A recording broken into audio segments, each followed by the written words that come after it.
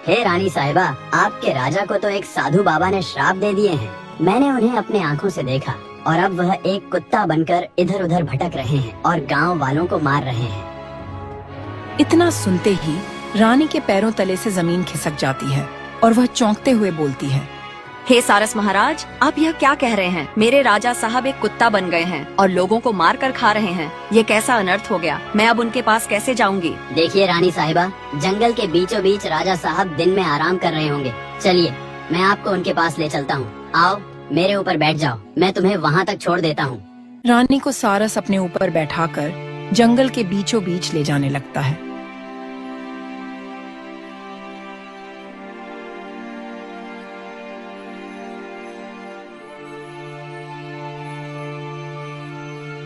जाते जाते कुछ दूर पर वही कुत्ता नजर आता है।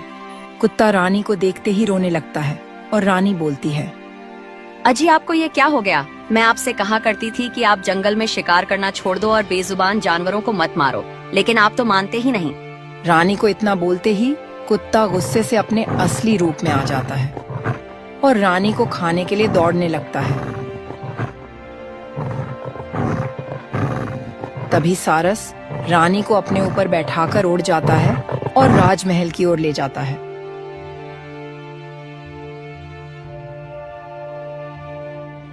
राजमहल जाते ही रानी देखती है कि गांव के सभी लोग राजमहल में इकट्ठा हुए हैं। तभी मंत्री बोलता है, महारानी साहिबा, आप इतने दिनों से आप कहाँ थीं? मैंने आपको कहाँ नहीं ढूंढा, लेकिन आप कहीं नहीं मिली। लेकिन मंत्री जी, ये गांव वाले क्यों इकट्ठा हुए हैं? इन्हें क्या परेशानी है? सब कुशल मंगल तो है ना? महारानी साहिबा, मैंने आपको बताया था ना कि राजा साहब एक कुत्ता बन गए हैं। वही पूरे गांव वालों को उठाकर जंगल में ले जा रहे हैं और मार कर खा जा रहे हैं। उन्हीं को मारने की तैयारी में है यह गांव के लोग। देखो गांव वालों, राजा साहब की उसमें कोई गलती नहीं है। राजा साहब एक श्रापित कुत्ता बन चुके हैं, वह अपने बस में नहीं है, इसीलिए उनका जल्द से जल्द कोई इलाज करना होगा। ये सब बात सुनकर गांव वाले बहुत दुखी हुए। तभी रानी बोल पड़ी, देखो गांव के लोग, राजा साहब को सही करने के लिए कोई न कोई उपाय करना पड़ेगा, नहीं तो पूरे गांव को वह मार कर खा जाएंगे। तो आप लोग जानते हैं किसी तांत्रिक या किसी ऋषि मुनि को जो राजा साहब को श्राप से मुक्त कर सके।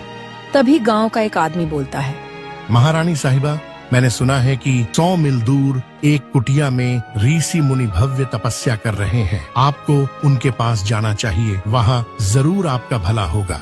रानी इतना सुनते ही सारस के साथ ऋषि मुनि के पास जाने लगती है।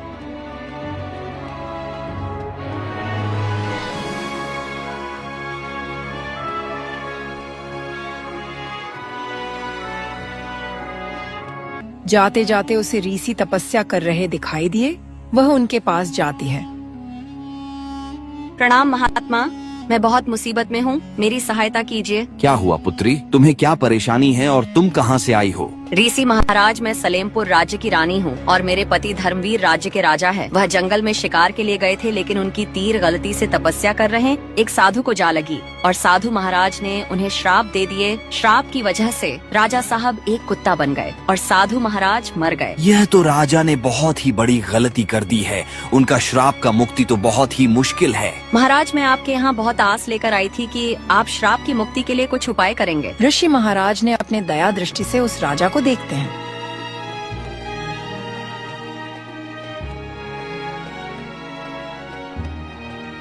और बोलते हैं, हे महारानी, आपके पतिदेव बहुत ही दुष्ट किस्म के राजा थे। सभी जंगली जानवरों को बहुत सताते थे और मारते थे, इसीलिए उनका श्राप का मुक्ति नहीं हो सकता। महाराज, आप हम पर दया करें। अगर आपने श्राप से मुक्ति का उपाय नहीं बताएंगे तो मैं आपके चरणों में सर पटक पटक कर मर जाऊंगी। रानी को ऐसा देख ऋषि के मन में दया आ जाती है और वह बोलते हैं, हे पुत्री, मैं तुम्हारे आगे हार गया, क्योंकि तुम स्त्री होकर इतना दूर आई अपने पति को श्राप से मुक्त करने के लिए। मैं तुमसे प्रसन्न हुआ, लेकिन एक बात ध्यान रखना, तुम अपने पति को अच्छे से समझाना कि किसी भी बेजुबान जानवरों की हत्या न करे, नहीं तो अब इससे भी ज्यादा खतरनाक श्राप मिल सकता है। और यह लो, गंगा जल और राजा के ऊपर छिड़क देना। गंगा जल छिड़कते ही वह अपने असली रूप में आ जाएंगे। इतना सुनकर रानी तुरंत जंगल में जाती है और कुत्ता के सामने खड़ी हो जाती है। तभी भूखा प्यासा कुत्ता रानी पर हमला करने वाला होता है। तभी रानी गंगा जल को छिड़क देती है और राजा अपने असली रूप में आ जाता है।